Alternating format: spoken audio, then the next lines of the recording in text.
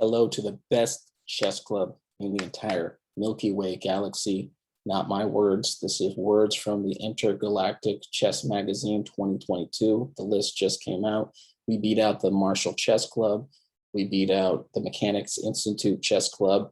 We beat out everyone. Surprising, it shocked me. Again, not my words, their words. Okay.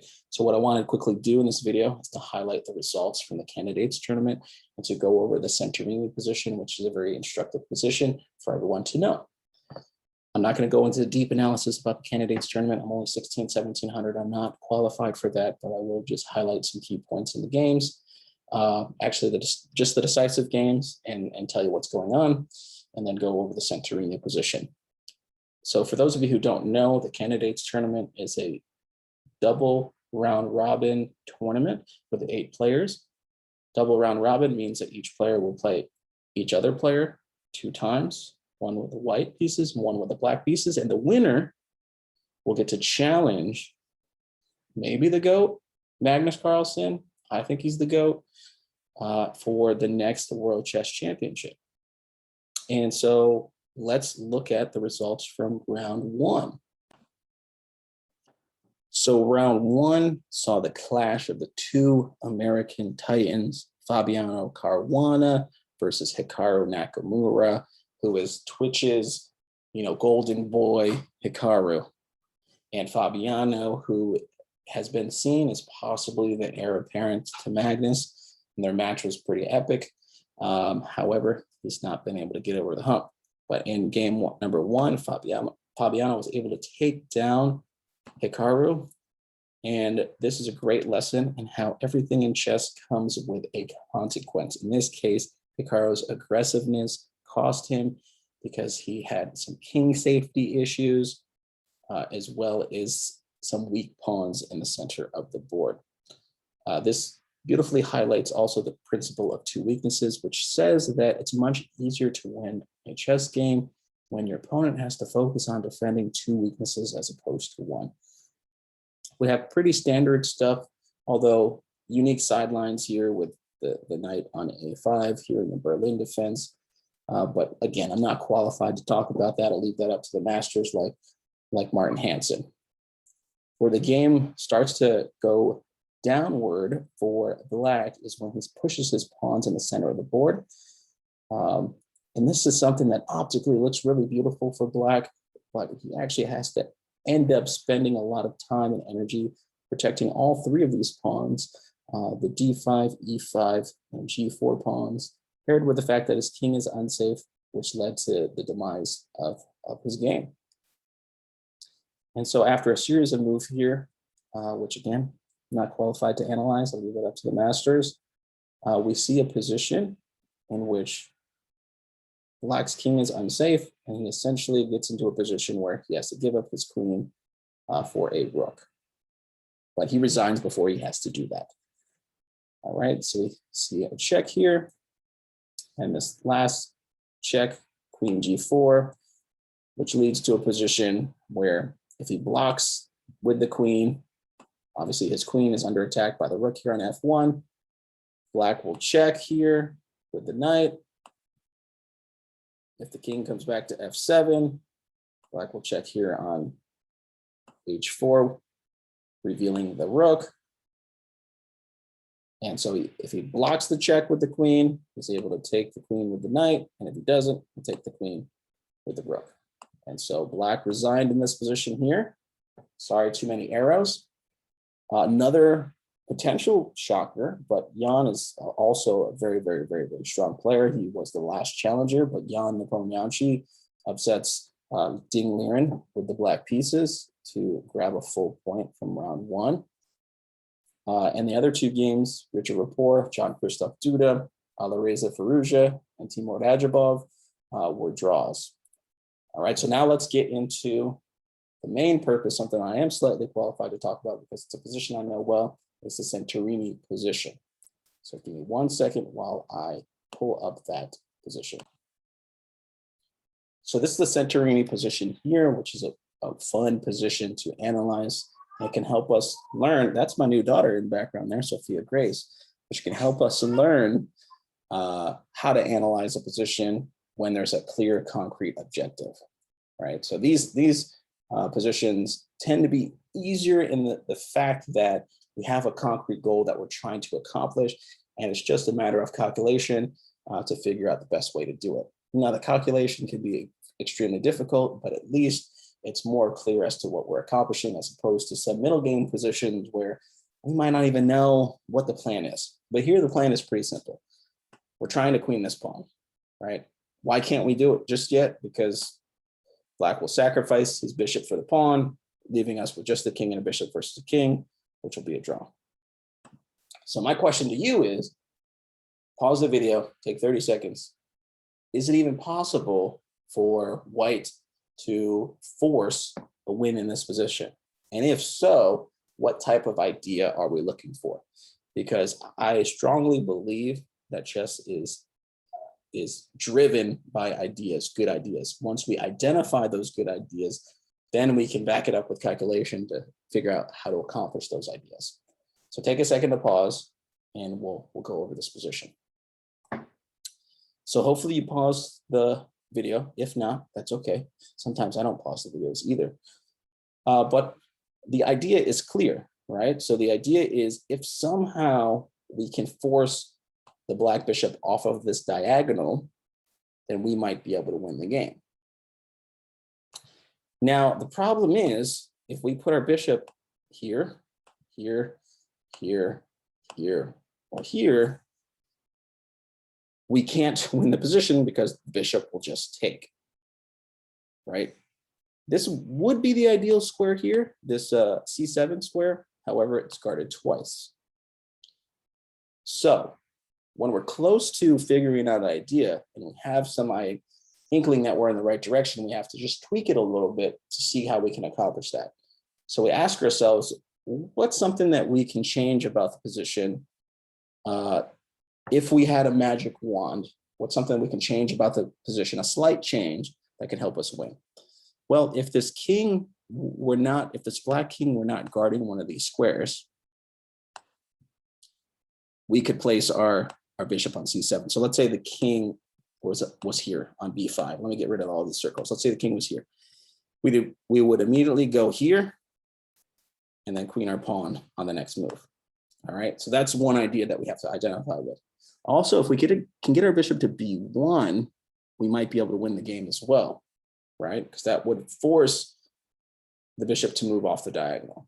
Well, there is one slight problem with having B8. There's one small problem with having our bishop on B8. It's the fact that the tempo that we are losing by blocking our own pawn gives Black the opportunity. So let's pretend our bishop is here for a second on B8. Since we're blocking our own pawn, that little tempo allows Black the opportunity to come around the other side and block this square this way, right? So as soon as we get to B8, Black is going to go here. And when we move our bishop out of the way, Black is going to put his bishop here, waiting for us to queen and attack. So those are the ideas and the problems that we have in this position. So again, I'm going to give you a chance to pause here and to identify maybe a continuation that can solve those problems that Black poses with his defense. All right, so we have our ideas, and the first move that we're going to do here is the bishop H4. The idea behind bishop H4 is quite simple. We're trying to get our bishop to B8. As we said, that's our first step in blocking off this diagonal so that we can potentially push our pawn and win.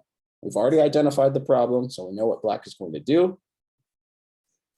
But what he's going to do first is he's going to prevent our bishop from getting there in the first place, right? So what he's going to do in this position here, so he's going to move either to B6 or B5, because he doesn't want our bishop to even get to the square to challenge his bishop.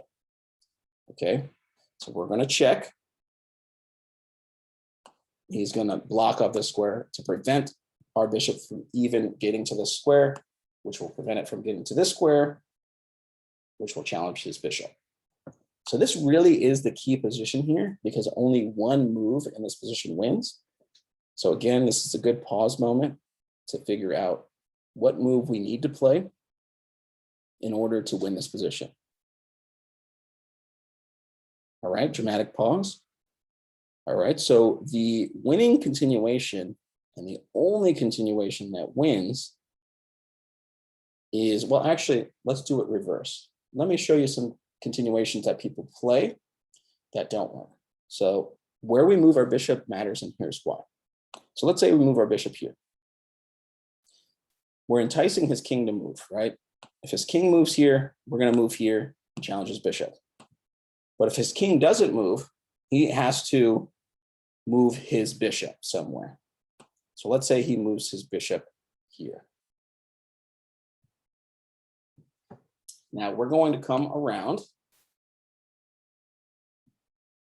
And since his king is over here, blocking this key square, we're going to try to get back to this key square because we remember we identified c7 as a key square. If we could get our king to c7 or bishop to c7 and challenge his bishop, that would also win the game. So black kind of has to defend two things at once. So he knows we're coming back to c7. He blocks it up. Now the problem here is we can't make any progress. We would like to deflect the bishop, but we can't deflect the bishop in this case because he doesn't have to take. He can just move back. But now let's see the winning move and why it makes all the difference. So in this position here, the only winning move is bishop c5. And here's why. We're threatening to get to a7, just like we were with our other move. We're threatening to get to c7 as well, just like we were with our other move. But this move prevents his bishop from moving to the only square which defends the position, which is d6. Here's why d6 is so important. Now his bishop has to move here, here, or here. Again, his king can't move because then we'll get to a7. So let's say he moves here. Well, now we're going to get to c7. He's going to block us. Now we can deflect the bishop. What makes this different is even though he still doesn't have to take, now we get to a7 by force. When the bishop is on d6 and we try to deflect and he does not accept and moves back, we can't get to a7 by force because the king is defending the access point to a7. Right? So in the other variation,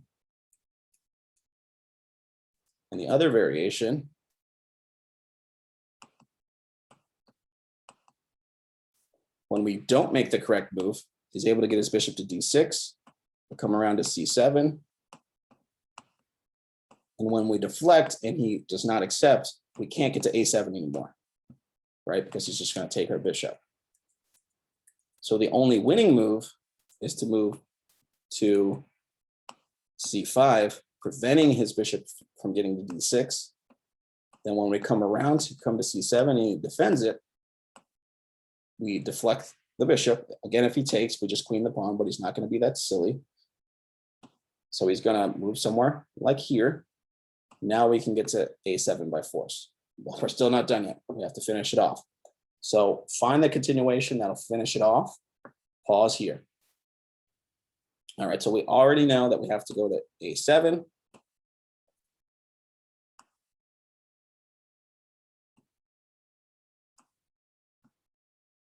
We already know that he's going to keep his bishop on this diagonal as long as possible. We already know that the one slight problem that we have to solve here is that the tempo that he has, because we're blocking our own pawn, allows him to come around this side. But when he does, all we have to do is deflect the bishop. Because of this diagonal here only being two squares, he can't retreat this way. He can't retreat that way. That's the edge of the board. He has to either sacrifice his bishop this way or take, and then we queen, winning the game.